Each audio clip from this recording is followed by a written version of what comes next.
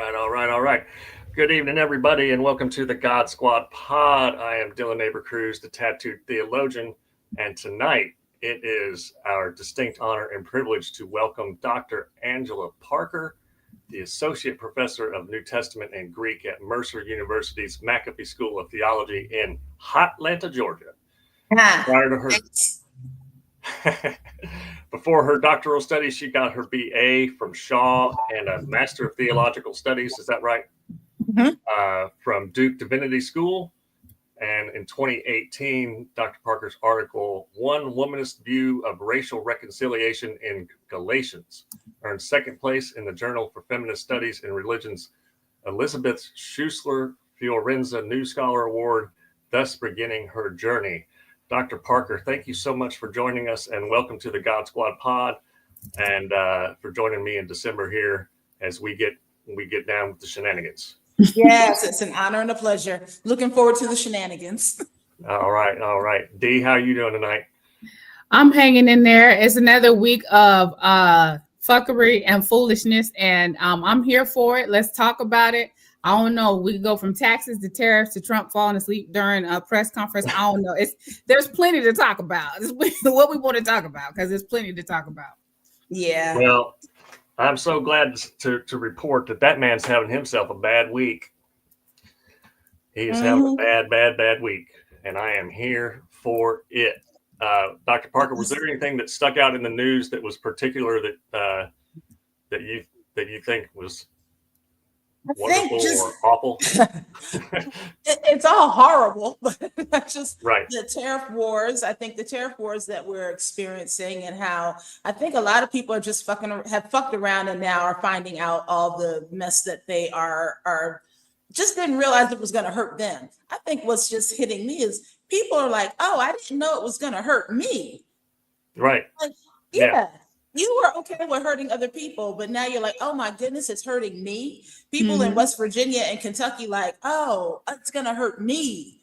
That's just what blows my mind. Nebraska, have you seen those? All Nebraska talk? Yeah, Nebraska. What you think? You thought you were gonna institute slavery so that you could pick your corn and your wheat? I don't know. The videos are like, does anybody care about Nebraska? Be like, no. We cared about you when we voted. When we voted for Kamala Harris, that's when we were caring about you. You didn't care about yourself. You know, you didn't care about yourself. You didn't care about yourself. So why we got to care? I mean, white people so often think this is not going to come back to bite me in the butt because I'm a white people. And I got news for you. Yeah, but you know what's interesting? You know who's not crying? Black farmers. Because Black farmers have not been getting the same subsidies that white farmers have been getting. So Black farmers are like, oh, welcome to our level. Yeah. Yep. And so the other thing is, did you see your boy have a car sale, what is that? A Tesla blowout? Everybody come on down, get you a Tesla on the White House lawn. Everybody's going to have to get a second job. So we just saw our boy get a second job at the White House. He became a car salesman at Pennsylvania Avenue the other day. That's a perfect job for that huckster right there. Two hucksters trying to sell cars. Oh, man. Well, even the Wall Street Journal, which is not exactly what I'd call a bastion of progressivism, is calling his trade war stupid. Yeah. I mean, what else can you call those are the all capitalist all capitalism all the time folks over there, and they're like, what are you doing? And I love this from the EU, who Donald Trump said, heaven help us all, said that the European Union was formed with the sole purpose of screwing over the United States. So the EU has now put tariffs on beef and bourbon from the US, and guess where beef and bourbon is mostly produced? Probably beef from Nebraska. Red states. So well played, EU. Well played. I mean, the leopards are going to eat your face if you vote for the Leopards Eating Faces Party. Right. And the leopards are getting full. I mean, The leopards are getting full. they are bloated by now. It don't And make sense. the Department of Justice. Go ahead, hon. Go ahead, D. No, I was just going to say there is no shortage of craziness happening. But you got something. What's the Department of Justice talking about? Well, they're not releasing the Epstein files, but they did release a memo talking about the importance of plastic straws and the awfulness of paper straws. Get out of here. Now, with all of the shit that's going on in the world and the absolute calamitous start to Trump 2.0, or the trans regime, as I call it. Yeah. We're talking about plastic straws, which are an environmental hazard. But this is what y'all are focusing on? Plastic fucking straws. And somebody got paid to do that. Yeah. Yeah. It's just an undoing of everything that was Biden and Obama. That's the whole agenda. And it's amazing to me that someone has so much pettiness within them, so much just hatefulness within them, that just wants to undo any kind of good within the world, and does not care. And the other thing is the stupidity within this administration.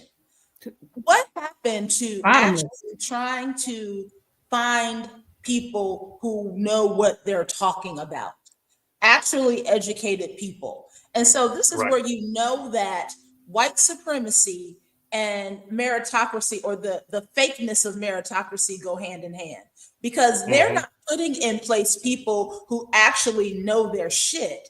They're putting in people who just look like them and will do the things that they want to do and have the same axe to grind that they have.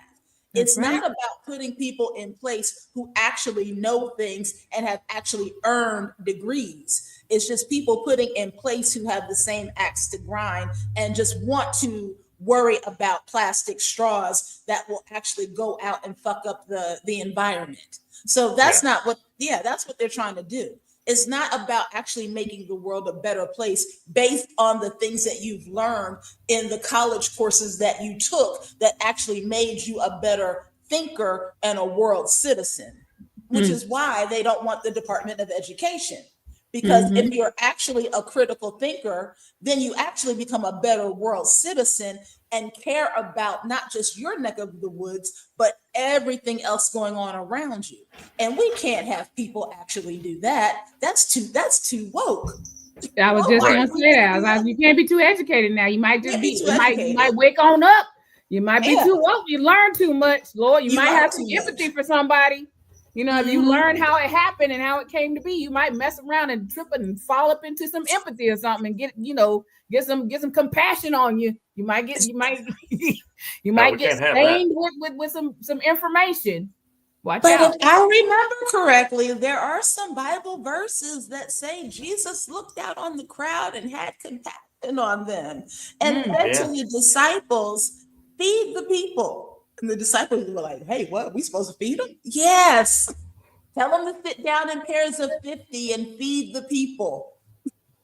Yeah. Well, speaking to what you just said about the lack of expertise in the Trump regime, that was laid out in Project 2025. They said, we're going to take the experts out and we're going to put the sycophants in. And so today, the EPA, led by some guy named Lee Zeldin, who is a sycophant for Trump.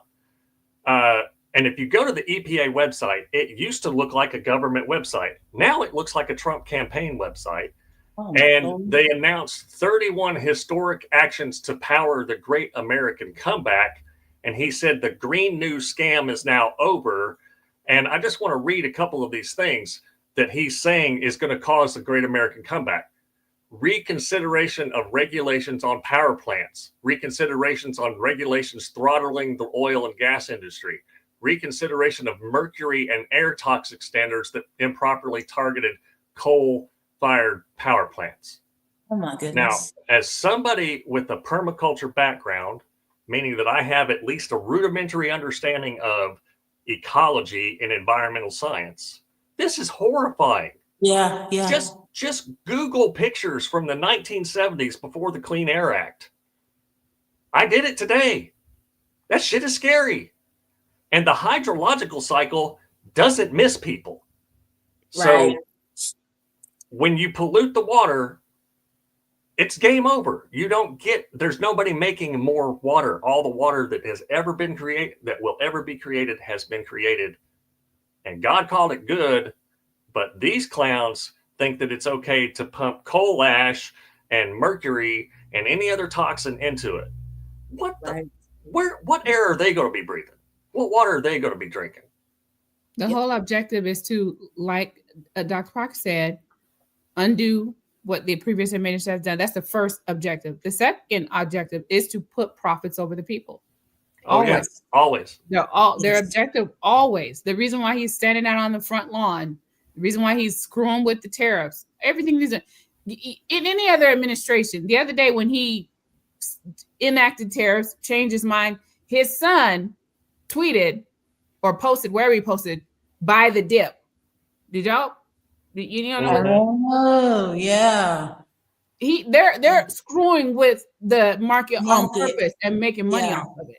Now, any other administration, they tried to get Hunter Biden for what? They still chasing that ghost and ain't found what they say he did. But you got the son of the president. The market is dipping. The president is in direct control of what that market is doing by enacting and reneging on taxes every other couple of days, or every time he fart, he want to enact the tax, and every time he eat and fart again, he want to change his mind. And your son says buy the dip. Why he said that? Then the next day he's going to do. Nobody cares about that. Yeah, that sounds like insider trading or some kind of nonsense. Insider trading to me. Sounds like insider trading to me. Yep. Yeah. And Dr. Parker, being a New Testament scholar, can you tell our listeners where exactly in the New Testament does it say that we should put profit making over people? Because I don't remember reading it. Yeah, that's not there. Yeah, see, profit making over people is not there in the New Testament. Yeah, no, exactly. But exactly. But they keep harping on not having compassion and not having empathy. I think it was someone that you'll probably bring up later who talked about empathy being a sin, and that especially women have a hard time with empathy, and that women will fall into the trap of empathy, and that empathy will lead people into sin because it will lead you into the sin of the person that you have empathy for. That's what they are starting to say in some of these right-leaning conversations about Bible. But I often tell students that Jesus has empathy all the time, and the actual word, the Greek word for that word is splankna. And so my students will hear me talk about splankna. And my common phrase is, I can't make you feel splankna, but I can show you where it is in the text. But if I could make you feel splankna, if that was a property that I could do, I sure enough would do it. But splankna is this idea that goes from the Old Testament into the New Testament, and it's about your entrails. It's about your stomach. And I always say, remember when you had your first crush, and your first crush would walk into the room and your stomach would start doing flip-flops? That's what splankna is. And if you have splankna for people, your heart does, or your stomach does flip-flops for people. You don't kill people that your stomach does flip-flops for. You don't hurt people that your stomach does flip-flops for. Jesus had flip-flops for all the people. That's what that word means. And that's what we're supposed to have for other people. So putting profits over people is the opposite of splankna. So what you're saying is, if I'm hearing you correctly, that empathy is not actually a sin. It's a Christian virtue that all Christians should cultivate, along with compassion and generosity. And oh, wow. I wonder what Bible these people are reading. I don't think they're reading their Bible. I mean, they're not reading. They might get hyper-focused on something in Leviticus, but they are definitely not reading the words in red. They're reading Project 2025, that 900-page Bible that they're walking out, living out every day. That's what they're reading. Yeah. Oh, yeah. Yeah. Mm-hmm. And that's the only way that you can cut $880 billion from the department that covers Medicare and Medicaid. Right. And try to shut down Social Security and privatize it and all this other wickedness, as Dee so often says, that they're doing. I did not know that word, splankna. Me neither. It's one of my favorites. I just like the way it sounds. Right? Yeah. So like you ain't got no splankna. I love that some Greek words sound like a good curse word too. Hugo. That's actually a Greek word that says flee or get out of here. So if I actually feel like cursing you out in Greek, I'm like, get out of here, Hugo. Well, did y'all hear about the Guantanamo Bay chicanery? So apparently, they said Kristi Noem, I'm trying to be nice, y'all. Former governor of South Dakota, who is now the head of the Department of Homeland Security, said that they were taking the baddies, the worst of the worst violent criminals, and they were getting them the hell out of the country and taking them down to Gitmo. And she did, she cosplayed some different costumes and different videos and trying to act all tough and whatnot. And it turns out, as Midas Touch Network reported, that was not the case. They were not the most violent at all. And now they've all been taken back to the United States. That was a big waste of money. Big waste of money. Horrible cruelty. Mm-hmm. They were strapping people down to chairs and all kind of. They were in isolation. They were hardly isolation. Feeding them. All this stuff. Wow. So no government efficiency, and it was all for a fucking photo op, so they could look like they were being tough. These are people's lives, and how many of those people were here legally that did it the right way? It's a class action against the United States government brewing at every corner of this country, literally every corner. Between the thousands of employees that got fired unlawfully, the immigrants that are getting detained unlawfully. Because here's the thing, whether or not they're here lawfully, you have to move about your business lawfully in this country. That's right. They could be here unlawfully, but did you handle them according to the law, though? And there's some of them that are here lawfully that they're mishandling. Like the gentleman Mahmoud, what his Khalil. Mahmoud Khalil, yeah. He's here lawfully. How do you roll up on somebody? You should have known that he was a green card permanent resident, first of all, but you didn't. So you didn't do your homework. You rolled up on him talking about his visa is getting revoked. He was like, I don't even have that. I have a green card. I'm a permanent resident. Well, we're going to revoke that. What, on the spot? You know what I'm saying? Yeah, there's a process. He's about to get paid. That man is going to get paid. Whether he ends up staying in the United States or not, the United States government is going to pay that man and his children's children. Well, the judge did block his deportation today, and he finally got to speak to his attorney. And even after it was known that he was here as a permanent resident on a green card, Carolyn Levitt still said, we're going to take his visa away. What is wrong with you? Yeah. Standing up there lying to 335 million fucking people, many of whom know that you're full of shit. Right. They know it. They don't care. Everybody's going along to get along. That fool said the other day, here's the thing about it. And he clears out press that he don't like. Right. So you can't ask a question that they don't like or you get the boot. They done that. So you got to tiptoe around these motherfuckers because they can't handle any harsh questions. It's got to be a softball question. It got to be something they want to answer. They can't handle no hardball questions, no call them to the carpet type questions. You're going to get X'd out of the damn press room. Trump got asked the other day a question about, it didn't have anything to do with Schumer, but he responded about Schumer, I believe. And, and nobody even questioned him about this, where he, in my mind, used the word Palestinian as a slur in my mind. Because Oh yeah. in what other context do you say he's not a Jew anymore? I don't think he's a Jew anymore. He's a Palestinian. He's become what does that even mean? What you even mean by that? The fuck? How he's not a Jew, and who are you to say who is and who is not? And what do you mean when you say he's a Palestinian? What the hell does that even mean? What does it even mean, right? Yeah. And he kept it moving, and nobody in the room questioned that foolery that fell out of his mouth. Because you can't question him. You can't. They'll kick you out. He won't even answer you. He'll move. If the first thing, he got a telltale sign of when you ask him a question that he doesn't want to answer, and that you probably ain't gonna have another chance to ask him another question. What network? What outfit? Where you from? Yeah. He's always asking. Yeah. Before he asks, he'll gonna ask you that. Well, he's talking about credibility or something. He'll say something crazy and then move on. He won't even answer the question, and you won't see that person in the press room no more. Yeah. Well, he keeps talking about kicking out people who are anti-Semitic, and then he says about the most grossly horrific anti-Semitic thing.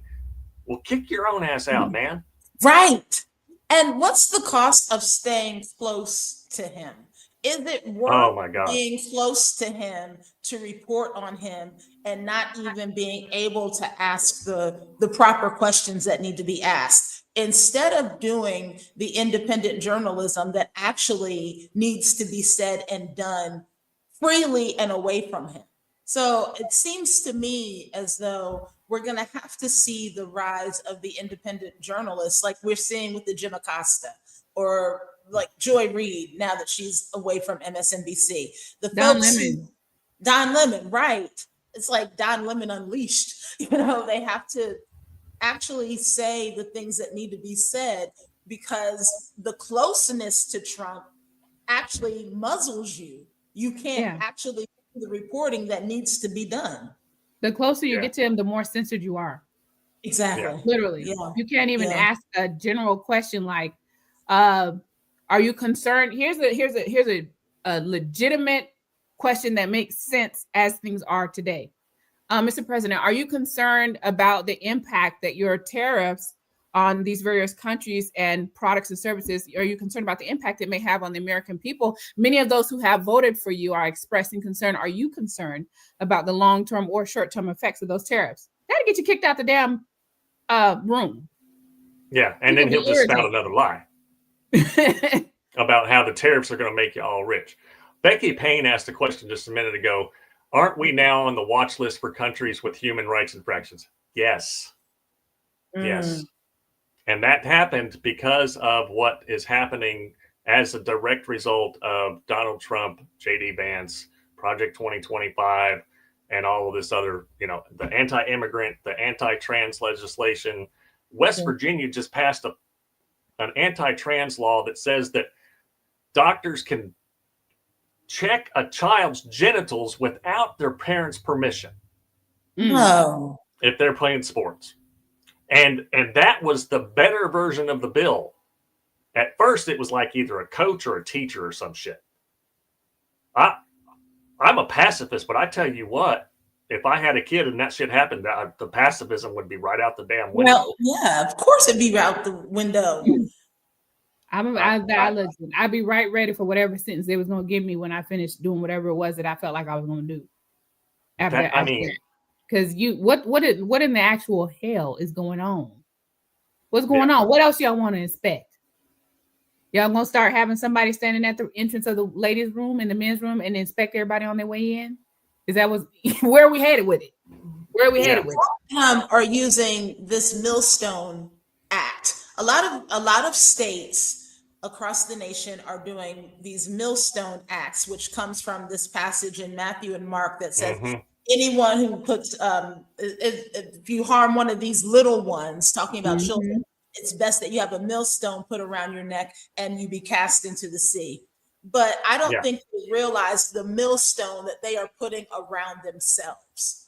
And just by the act of a doctor checking a child without their parent there is an act of trauma on that child. And Oh, absolutely. that needs to be recognized, that they are the ones who need to have the millstone around their neck and be cast into the sea. Mm.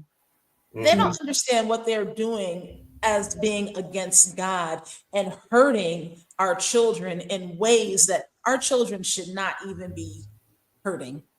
And the intersectionality of how this is going to impact certain communities, I could only imagine. Because if you think that they're going to be feeling the need to check prissy little white girls, you got another thing coming.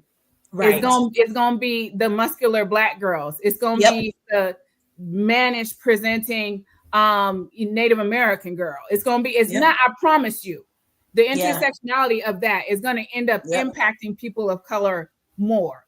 I don't know, her calf muscles look too big. We need to check her out. It's always that happens in the Olympics. Right. Oh yeah. Yeah. And it always falls on the brown and Black people heavier, because for whatever reason, we look more masculine, we sound more masculine. They don't think we are feminine enough. Yep. We're too good at the sport, and they don't. We're too good. You must be a dude. You know what I'm saying? And so I already know where it's going. It's going to go where it always goes, where it disproportionately lands on people of color. Yeah. Well, did y'all see the exchange between Keith Self and Representative McBride? And I just learned that Keith Self is representing the district where I grew up, at the tiny little town of Blue Ridge, Texas. He is the representative in Collin County, Texas, where I grew up.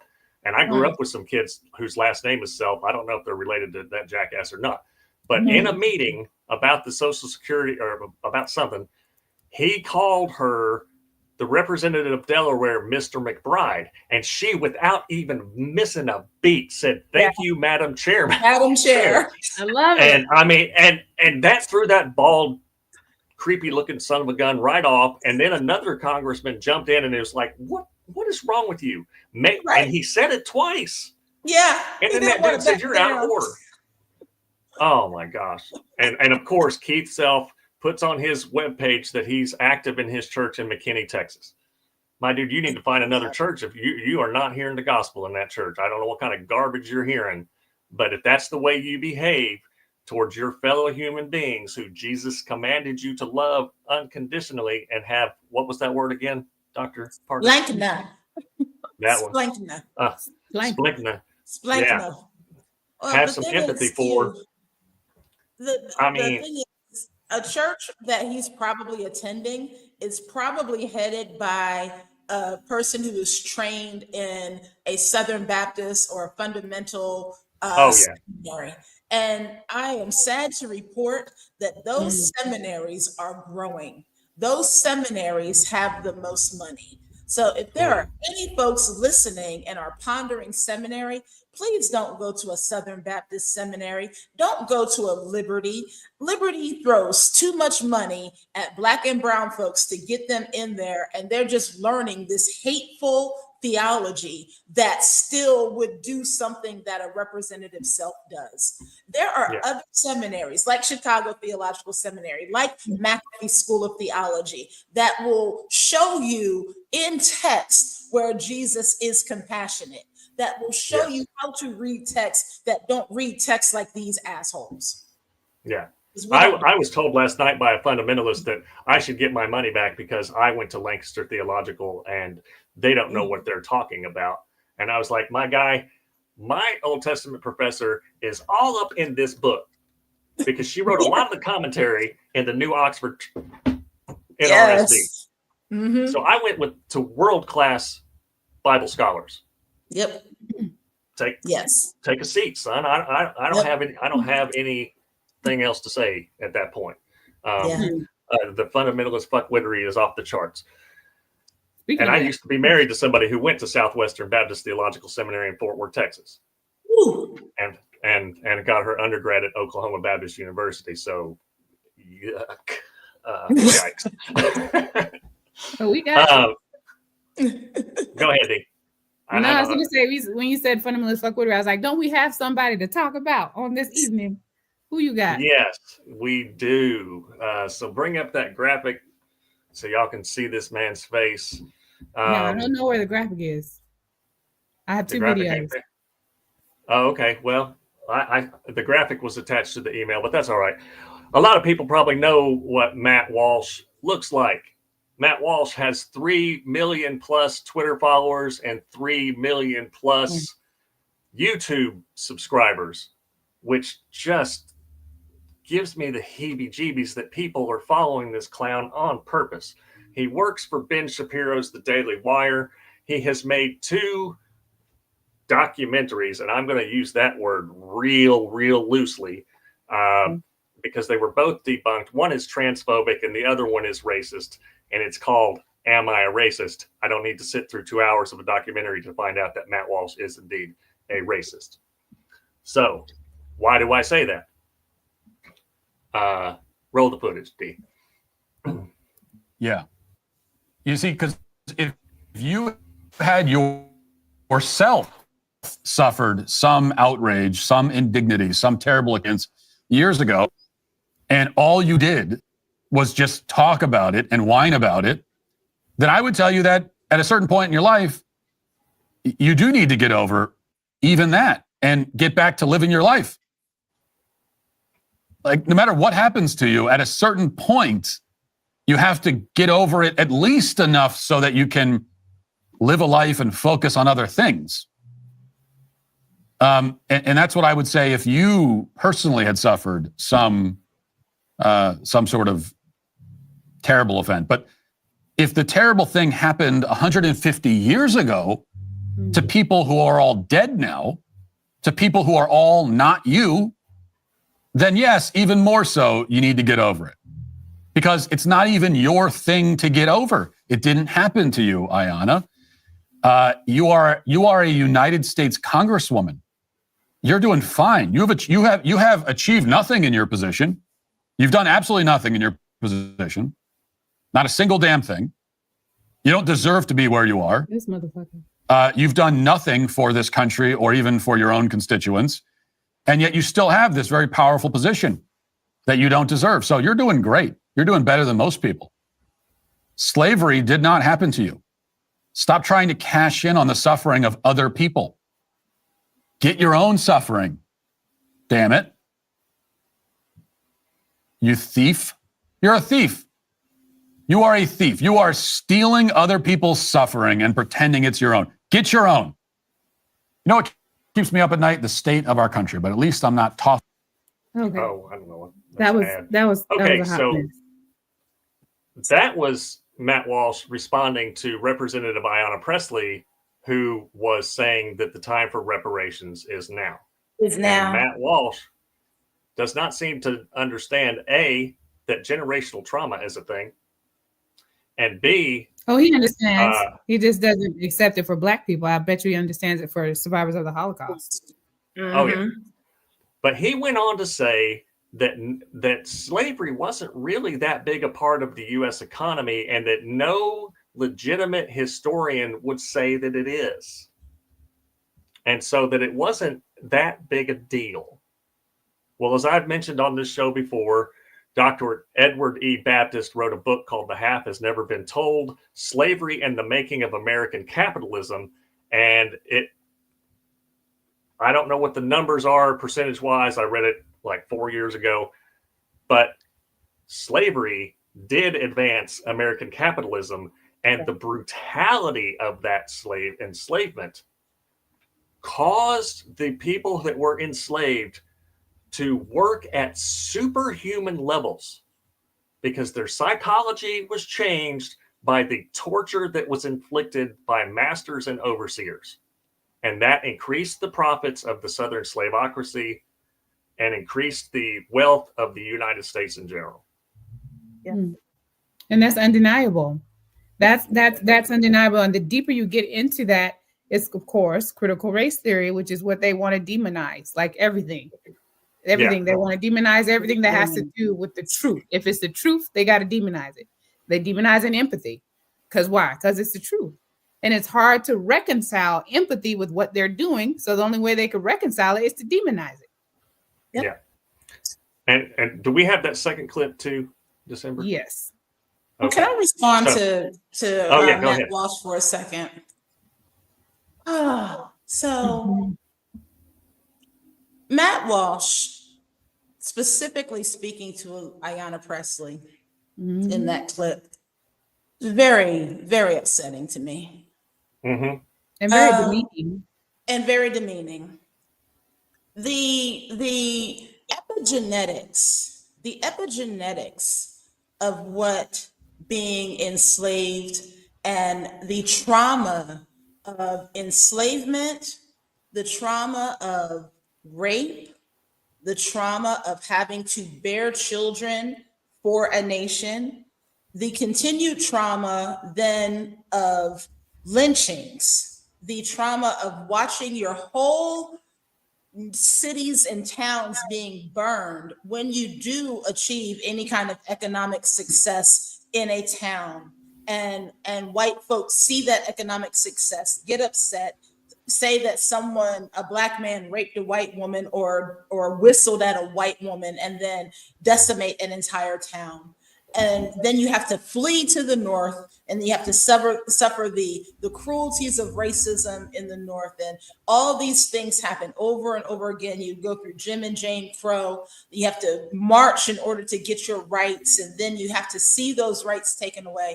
The epigenetics of all of that sinks into a people, and it actually does get passed on into the DNA of our children. I am 53 years old. I've been going through menopause since my 40s, perimenopause and now menopause. But studies show that Black women and other women of color go through menopause longer and suffer through menopause worse than white women because of the additional stress that is placed on our bodies as a result of racial issues that we go through throughout our lifetime.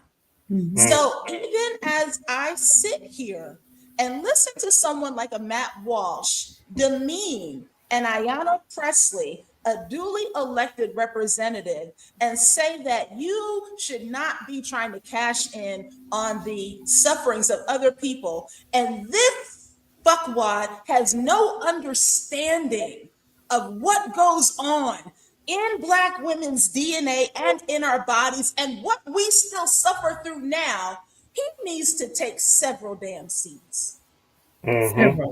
Several. Yeah. And the time frame, my whole thing is this. People act like that era is so far behind us. There are still people living from the damn Tulsa bombing. There's exactly 2 of and them. Tulsa is just one. Is it just one? And one of them just died like last year or year before last. That in anytime your history is still breathing around you, anytime you can still sit at the foot of your history and learn from them, they're still sharecroppers alive. Okay? We're not that far. Ruby Bridges is still breathing. She was just here in Spartanburg, South Carolina for Black History Month. Yeah. The book, and she's in the book. You understand what I'm saying? The books that they're banning. She's in the book and she's still breathing. They want to ban the book about her while she's still breathing. She's still breathing. Far from it, as people want to make us believe. And this clown gonna get on there and talk about you're a thief, motherfucker. What does she steal? Yeah.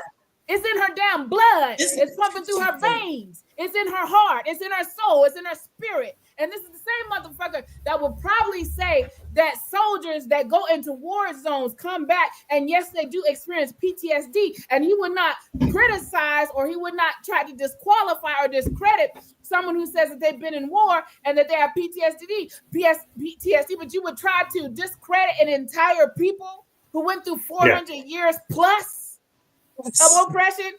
And there's no remnants of that nowhere in them, on them, through them that they have to deal with every day. Exactly. Go jump off a cliff. Yeah. Respectfully. Respect. Disrespectfully. I ain't trying to respect you. I ain't got no respect for you. Go jump off a cliff. And then this is how you know it's not even just about him having an issue with reparations or not understanding reparations. This is how you know, because he didn't stop there. He said she didn't earn where she got to. She hasn't done anything. She's not doing anything for the people that voted, because it went from you don't deserve anything for what your ancestor went through to a personal attack on who she is as a person, why she personally is not qualified, why she personally doesn't deserve to be in the position that the people voted for her. She didn't walk up and snatch a job.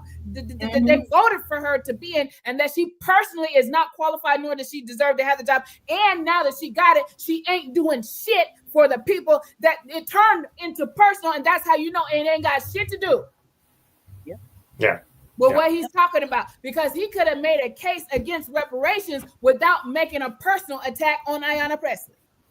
And that's how he could if he had the intellectual capacity, but he does not have the intellectual capacity. And so he's an equal opportunity bigot. He is pathologically homophobic and transphobic, but he's also pathologically misogynistic, and that's what we're going to see in this next clip. And Dr. Parker, you're gonna appreciate this one, I'm sure. Positions in the church, in churches all across America. 2 quick points about that. First, it's a myth that churches in America have been run by men up to this point. So if more women are getting involved in churches, that's not a sea change at all. It's not any kind of change. That's just more of the same. Most churches have been run by women for the past several decades.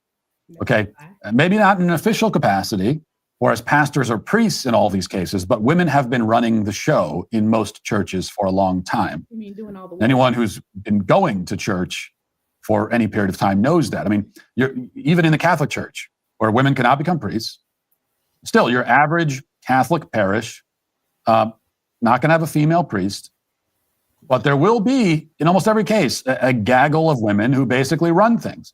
There might be a liberal nun in there, one of those nuns that wears regular clothes, doesn't wear the habit.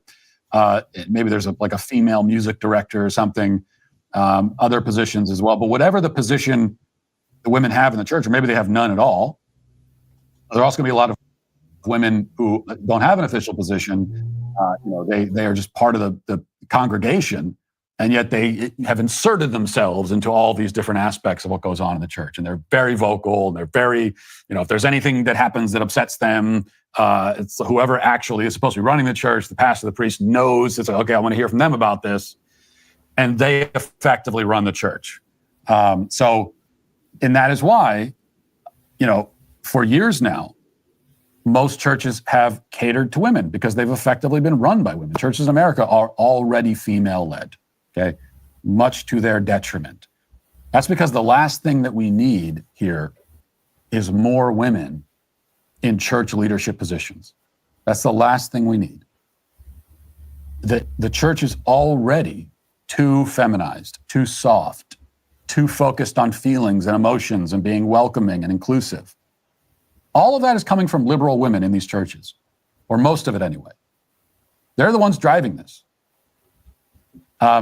The church, Christendom in America is what I'm talking about all of Christianity, basically, with rare exception, is far too soft and feminine. And again, it's been that way for years. Adding more women into leadership, it's just going to drive that problem even more, which of course is what CNN wants. So they realize that. And it's a self-perpetuating problem. The more feminine the church is, the less men want to go. And the less that men want to go, the more women are in charge because there's no one else there. And the more they're in charge, the more feminine it gets, and the less men want to go. So the more women are in charge, the more feminine it gets, the less men want to go. And it's just on and on and on. A self-perpetuating cycle. It's really more of a death spiral, self-perpetuating death spiral for the church. C.S. Lewis, and I'm going to butcher the quote, I don't remember the exact quote, but he talks about how going to church, it should have the feeling of getting battle plans, you're in the middle of a war and you're meeting, and you're going over your battle plans for the battle ahead. And that's, you have very much of that feeling of like spiritual warfare, and you're all soldiers and you're meeting together and you're discussing what your battle strategy is going to be. That's the feeling that church should have. He put it much more eloquently than that. But that's right. That's what church should feel like, because that's what it is. We're in the middle of a spiritual warfare, and that's what church is. And church is supposed to equip us for that spiritual warfare. Woo! So yeah, you can see that clown is misogynistic as hell. And hey, Matt, I go to a church that's got a lesbian pastor as a lead pastor and a woman as an executive pastor, and I went to seminary with both of them. And fuck you, man. So we've seen now that Matt Walsh is a misogynist. He is racist as fuck. He has claimed that anti-war is a stupid position, that's unserious and for children and idiots. In other words, Jesus was an idiot. He said that all of us would be in a worse spot if slavery had never existed on the globe. Claimed that Tennessee Rep Justin Pearson was a black man playing blackface. Says that white men are being erased, and white men are indispensable to our civilization. My dude, I am not being erased. I'm about the whitest man in America. I got the DNA to prove it, and I got the dance moves to prove it. Not the dance moves. White man's overnight. You know, he used deceptive means when making his transphobic documentary. He used deceptive means to get trans people to be interviewed by him. Mm. And this is one of the worst things of all. Mm. He's a man who consistently calls gay, lesbian, trans people groomers, right? But he is on tape as saying that it's not the teenage pregnancy is not the problem. It's unwed teenage pregnancy that's the problem. Girls at 16 are more fertile and should be breeding. And he claims that 12-year-old rape victims should not have abortions because that would eliminate the evidence of the rape. Jesus. And for all those reasons, Matt Walsh is this week's representative of fundamentalist fuckwittery. And I would love to hear what my friends who are joining with me tonight have to say about this clown. Well, I actually have the opportunity to teach a lot of Matt Walshes. And Oh, wow. yeah, they come into the classroom. And they often are shocked, first of all, because they're like, what the fuck? Who the hell are you? Right. I get them, and they are combative from Jump Street. And so either over the years, I've had one or two that I've been able to not convert from any kind of fundamental view, but at least make them think a little bit. So kind of soften the edges a little bit. But most of them leave out because they are still such hardcore guys. They're such hardcore militaristic, toxic, hyper masculine guys. And truth be told, a lot of them either transfer out of the seminary to go to another seminary because they realize that, McAfee is not the seminary for them. But the ones that stay and hang in there actually kind of just soften a little bit and begin to think a little bit better. And then it's years later that they kind of make the Dylan switch, but many years later. What I'm trying to say is, I've seen those who never turn and still stay the Matt Walsh course. And I've seen one or two who've actually gotten a little bit better. So in my lifetime, I try to hold out a little bit of hope. So even as he was talking, I found myself putting on my professor face of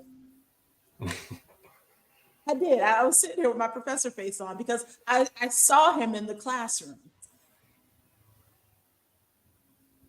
If I saw Matt Walsh out in the wild In the wild. and he were not a student, I probably, of course, would still curse him the fuck out. But what I would say in response to him right now, especially for women in leadership, is that, dude, you need to go back and revamp your whole idea of what Bible reading looks like. Yeah. And really what not Jesus reading. actually did.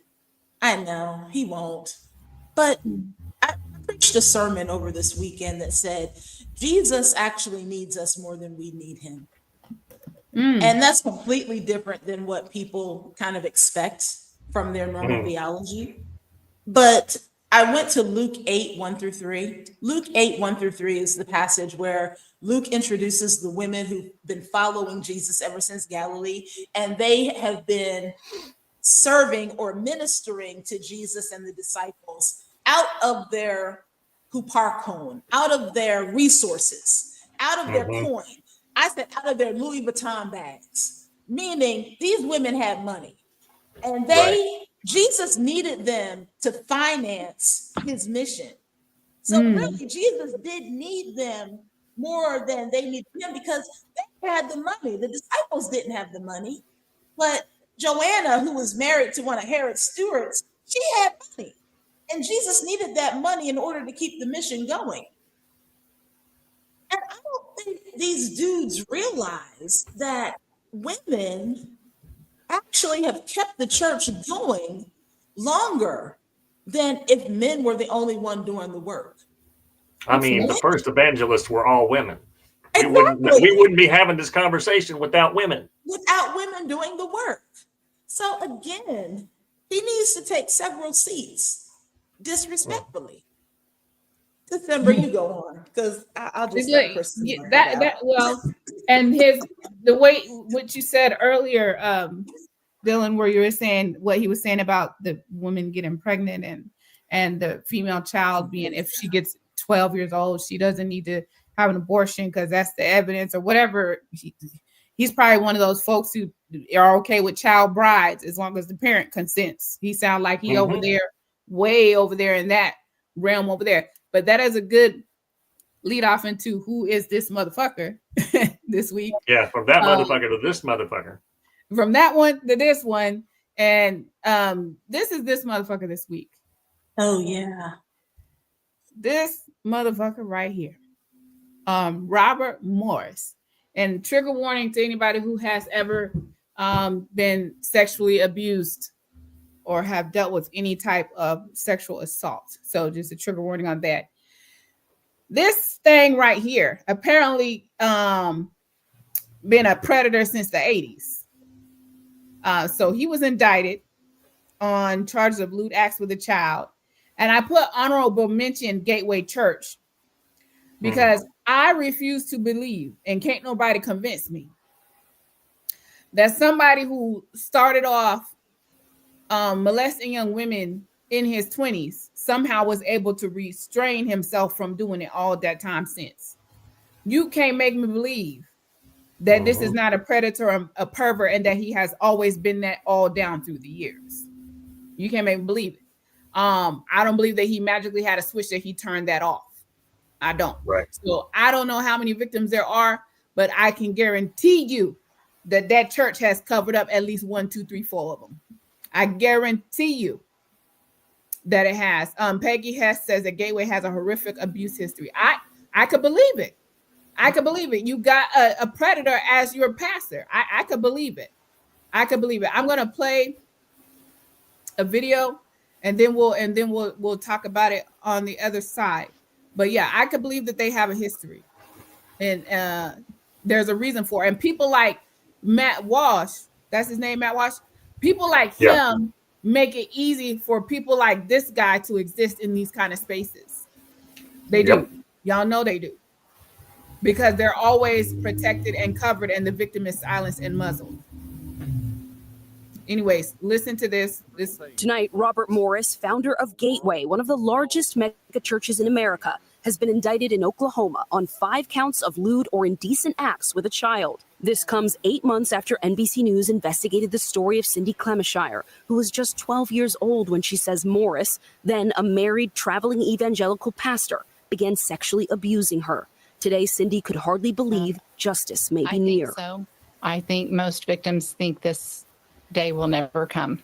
She says Morris began abusing her on Christmas Day, 1982.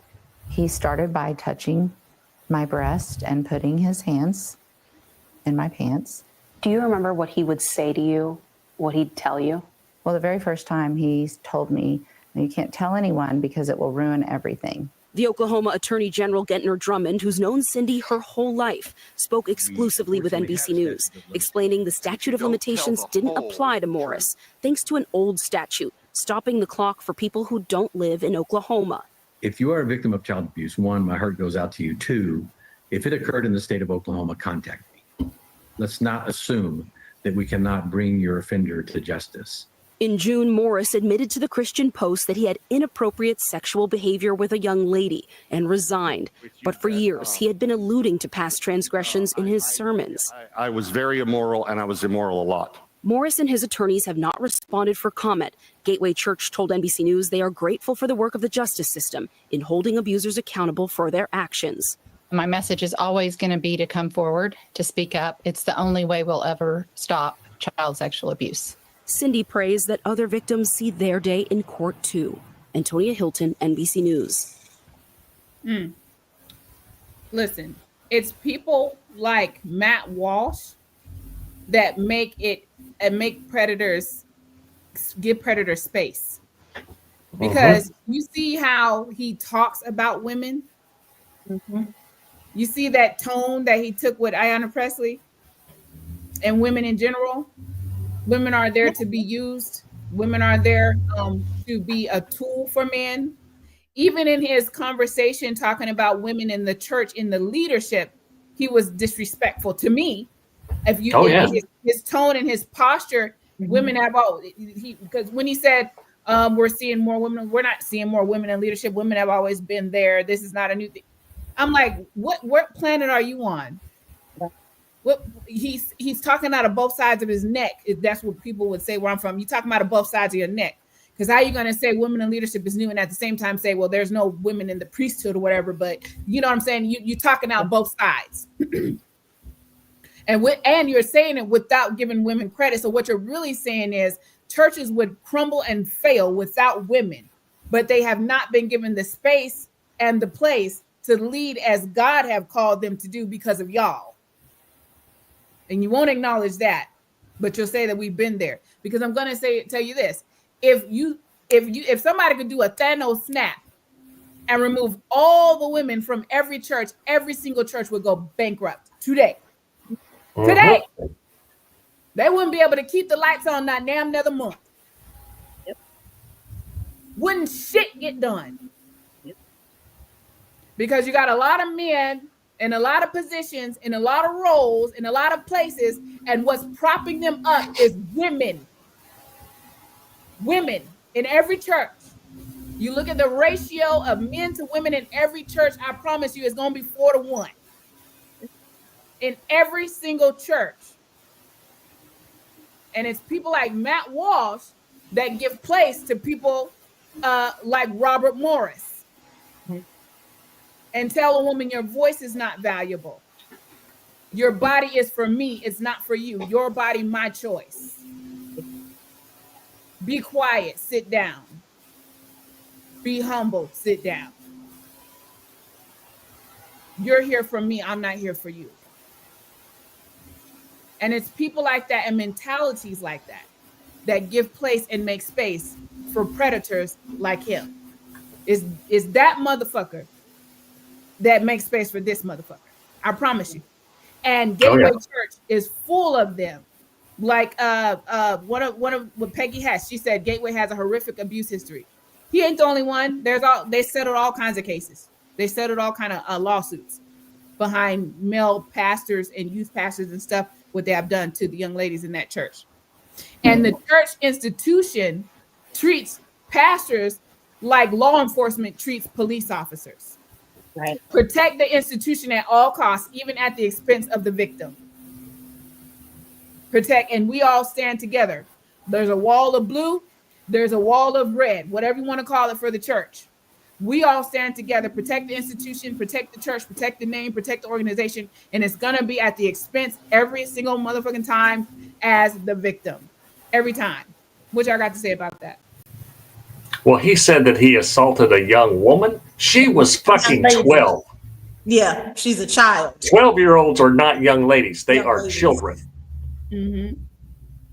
Peggy said in the early 80s, a pastor said from the pulpit on a Sunday morning that if a woman is assaulted, it is her fault. They have said that. A friend practically had to sit on me from jumping up and attacking him. Woo! Matthew said you're not gonna slip. You seen it? Yeah, I slipped for Kendrick in there. Yeah, Sister Peggy, all over this country, it has been that. And whether you're in the church or not, it's always going to be the woman's fault. Even when if a college student gets raped, they're going to say, "What were you doing? What did you wear? Were you doing? What were you wearing? What did you say?" Y'all remember that judge that let that teenage boy get off? He's the like, swimmer. "Yeah, you don't want to ruin his career. Gonna ruin his career." 20 minutes of action is what his father said. 20 minutes of action. Ruin his career. They ain't concerned about it ruining her life. They're worried about it ruining his career. And she's not worth it. Her body, her mental health, her spirit, her soul, nothing about her is worth that 15 minutes that might ruin his career. And that mindset exists. Those same people that make those judgments in robes standing behind those high desks in the courtroom are the same ones that make those decisions standing in robes behind pulpits in the churches that cover it up. I wish women would rise up and make ourselves worth it. I think too many women carry water for the patriarchy. Yes, that's how Trump got in. He couldn't get in without the vote of the white He didn't get out. Yeah, that's the. I think if every single woman would not allow the cover-ups to happen. How many women have said to other women, don't, Savannah, he's a good man. That's the only thing that's coming to my mind. Yes. I mean, the other 57 or 53% of women would stand up for other women. If we would do that, because we know it's wrong. And those of us who are on this podcast, who are on the chats, we know it's wrong. But I think there's still some women in those churches, in those places, who like being close to the patriarchy, who like the cookies of the patriarchy. The proximity to power. Right, who will be a part of the cover-up. There's more women than men. And if there is more women than men, why can't we be the powerful? Because we would do it better. We have to want to as a collective, but there's too much division to move collectively like that. And if this election didn't show us that, I don't know what will. There's too much division to move collectively enough to make a powerful enough statement. A lot of these women voted against their own interests, and now they're in fuck around and find out season because affirmative action, DEI, all these policies, the greatest beneficiary of those policies is white women. It's white women. Yeah, you're right. Always. And men, we always see a brown or black face at the top of those things. We're not at the top of those things. Is white women. Every entitlement is the greatest recipient, biggest recipient of every single entitlement in this country is white people, and predominantly probably white women. Just because statistics, not nothing else. Just because there's just more of them. You know what I'm saying? Right. Yeah. It's just by the numbers. Becky Payne says, I do think one day we will start taking justice into our own hands. Maybe that is why they want to take our rights away. Girl, that's exactly why they want to take our rights away. That's why they want to ban books. That's why they want us not in positions of power. That's exactly why. No fault divorce. Because Yeah. if you can't have a no fault divorce, you're trapped. And men, my fellow men, y'all need to speak the fuck up. Because this cannot continue. We need to stand up for women. Period. End of. God didn't just. This whole idea of androcratic patriarchy is antiquated and bullshit anyway.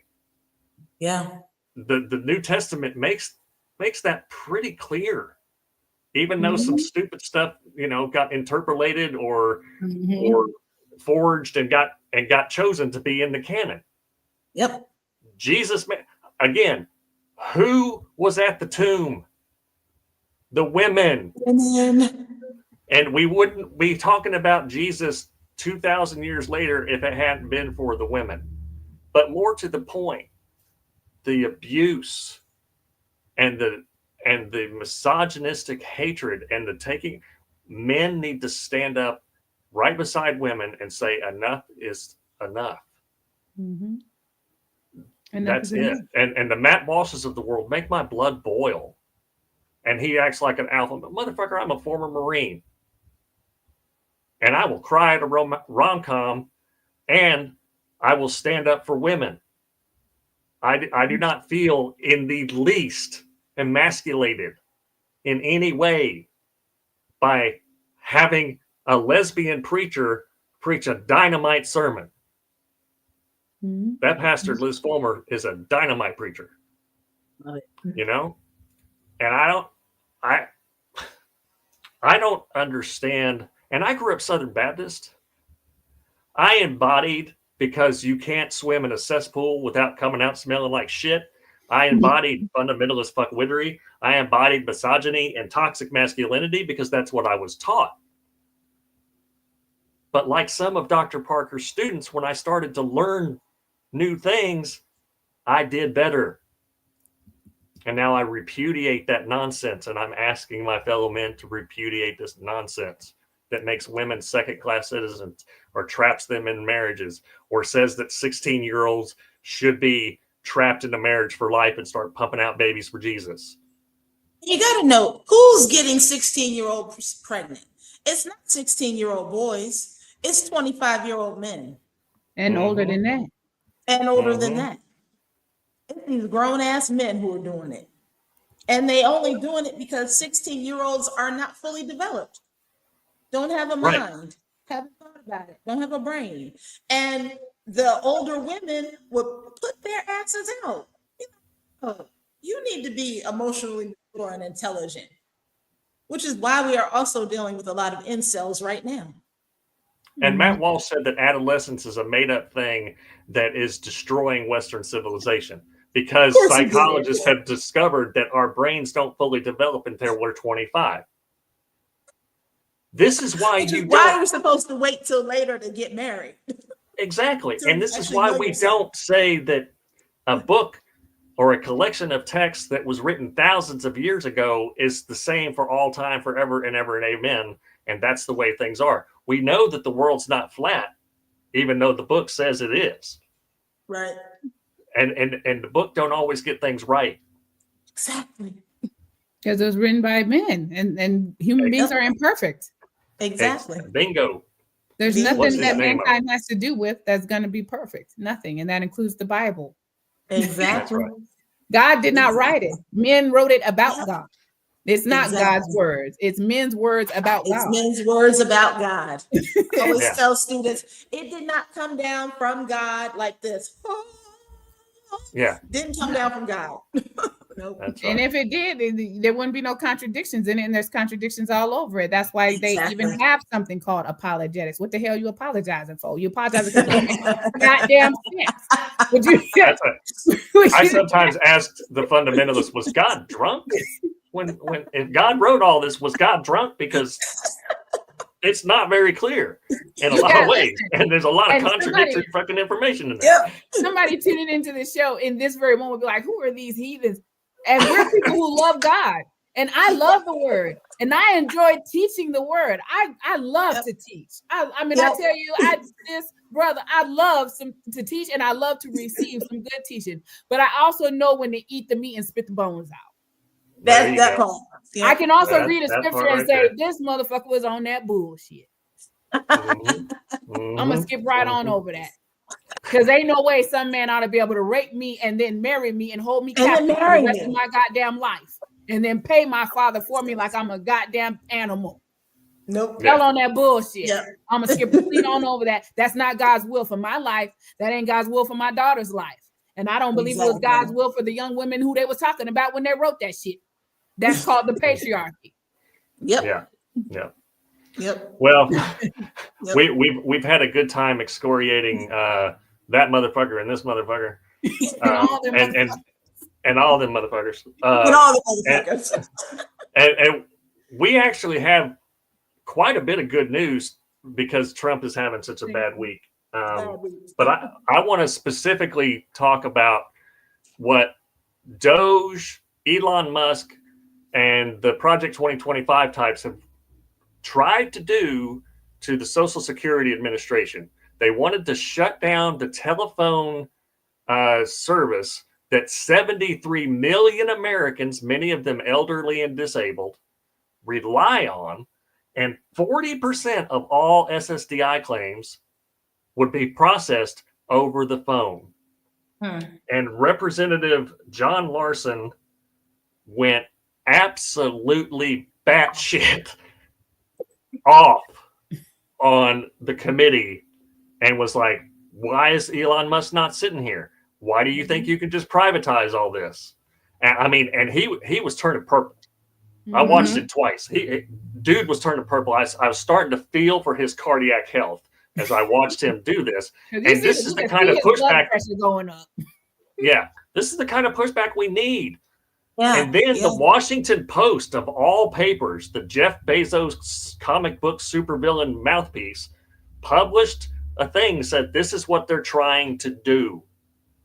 And as Rachel Maddow reported, they had to back down because the pushback was so loud and so hard. And the damage that they were going to do was going to affect 73 million American people, many of them elderly and disabled. So, folks, flood the phones, write the letters to their editor, make noise, go to the town halls, all that stuff. Be involved. Democracy is a participation sport. And fascists can only take over if we have a complacent populace. Nazi Germany, there were lots of Germans going, things seem to be getting a little wonky. And then the next thing you know, it was full on fascism. And they just got caught up in it. Like a boiled frog. Like that boiled frog. Yeah. Yeah. So they had to scrap that plan. So that's good news. That's good news. 30,000 federal employees are going to get their jobs back because a federal judge said the firing of probationary employees was a sham, and they have to all be rehired. Because they just laughed. They like because they said it was for bad performance. Right. How you just up and then some of those folks had just recently had a performance review that was good. That was good. Right. Yep. That's a lawsuit waiting to happen. It probably might still happen. Yeah, so Russell Votes having a bad night, and I hope he continues to have a bad night for the rest of his damn life, because he's the guy that's behind the Office of Management and Budget, and he's the one who wrote the chapter in Project 2025. I harp on this.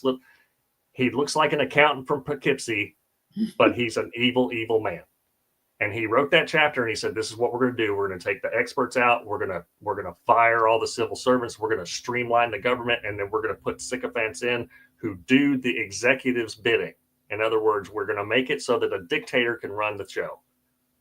So I hope that dude has bad nights for the rest of his life. I'm not wishing him harm, but politically bad nights. Y'all got any other good news before we get to D's word on the street? Because those are two pretty big things, and Trump keeps losing in court too. So he's losing in everything, to be honest. Yeah. Because this tariffs, he's listen. I'm not anticipating a recession, but I'm prepared because it seems like they're deliberately trying to crash the economy. Yeah. I believe it's on purpose. I don't care what I believe they want to crash it so that they could swoop in and buy up everything or whatever they're doing. Because there ain't no way that you run the economy off the cliff inside of 2 months if you're not doing it on purpose. Ain't no way. But we do have a word on the street. We do have a word on the street. The word on the street is coming to you today from Matthew chapter 6, verse 31 to 34. And it says, therefore, and I think this is timely because with all this craziness going on, I have found myself asking this question, and I'm probably sure you have found yourself asking some variation of a question in this realm. It says, therefore, do not worry, saying, what shall we eat? What shall we drink? Or what shall we wear? For after all these things the Gentiles seek, for your heavenly Father knows that you need all these things. But, and some of y'all may know this one, seek ye first the kingdom of God and his righteousness, and all these things shall be added to you. Therefore, do not worry about tomorrow, for tomorrow will worry about its own things. Sufficient for the day is its own trouble. In other words, tomorrow will take care of itself. I've heard a quote before that said, don't worry in advance. Don't borrow from sorrow. You know what I'm saying? I had one of my friends send me a text and she said, I have been so unmotivated since he got in office. And I'm going to read, let me find the message that, and I know a lot of you are feeling this way. I know a lot of you are feeling this way. And first, before I read this, I want to say first, your feelings are valid. Your feelings are valid. Let me say that. And that you have a right to them. Let me say that. And that it makes sense that you would feel that way given the situation that we're in. Let me say that. So just let me validate that you do have a right to feel that way. But let me offer you some light. So my friend texted me and she literally, it was on a Monday at 2:23. She didn't say hello. She didn't say, she said, ever since he took office, I am completely unmotivated. It wasn't no, this is what's going on during my, and I knew who she was talking about. Ever since he took office, I am completely unmotivated. That's the message I got. And I said, let me respond. And that was in the middle of her work day. So I don't know what else was going on, but it was weighing on her enough to send that to me. And I'm going to share my response to her because I think it's weighing on a lot of people. It's heavy on you. You're carrying it when you go to bed, watching the news. You're carrying it when you wake up, watching the news. You're carrying it during your work day. You're carrying it while you're caring for your children as he's snatching benefits away from our children and short-circuiting their education. And I just want to encourage you. This is my response to her. I said, reclaim your time. Like Auntie Maxine said, he already sits atop the highest office in the land. Why should he have the seat of your mind, body, and soul as well? He doesn't have enough power to make you unmotivated, but you can certainly cede that power to him if that's what you want to do. Choose joy, choose peace, choose life. That is a choice that no vote can take away from you. Repossess yourself. You own your emotions. Reclaim your time. And that's my word for you. If you're listening and you have been dealing with the heaviness and the weight of it all, your feelings are valid. That heaviness is real. We're not going to try to demean you or try to diminish that. That is real. But what is also real is that every time you wake up and you inhale, I want y'all to do this with me. That right there, can't nobody take that from you. And as long as you're able to do that, inhale and exhale and you got blood pumping through your heart and all through your body, you got a choice and a chance. You got a chance to wake up and choose joy, choose peace, okay? Choose.